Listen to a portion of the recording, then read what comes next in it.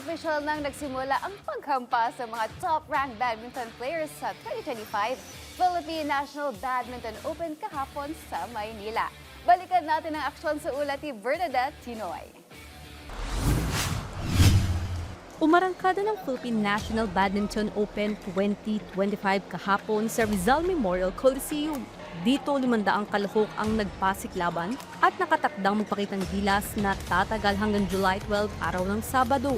Ayon sa Philippine Badminton Association o PBAD, nasa 1 milyong piso ang prize pool sa torneo, kaya naman determinado rin ang mga atleta na maangkin ng championship title ngayong taon.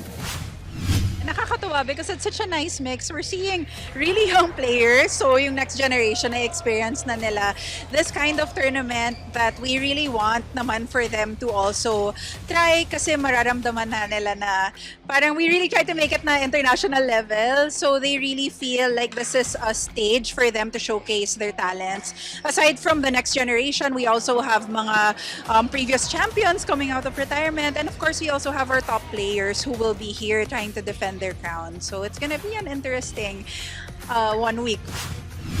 Para naman kay National Team Coach John Kenneth Monterrubio, malaking oportunidad ang hatid ng National Open dahil dito rin sila nakakadiskubre ng mga bagong atleta na makakasali sa pambansang kupanan at makapaglaro sa international competitions. Actually, itong Philippine Open, ito yung dito namin makikita kung sino yung pwede naming masama sa team namin, especially sa SEA Games. So, magandang preparation para to sa mga players na nakikita rin namin kung nasan na kami. Samantala, isa naman sa handang humulsa ng gintong medalya, ang palarong pambansa champ at si club awardee na si JR Pandy. Actually, naglalaro na po ako since 3 years old po ako eh. So, ayun po, parang ito na po yung naging takbo ng buhay ko po. Badminton is life na nga po para sa akin. Ayun po. Sa July 12, malalaman na kung sinong atleta ang tatanghaling kampyon sa edisyon ngayong taon. Bernadette Tinoy para sa Atletang Pilipino, para sa Bagong Pilipinas.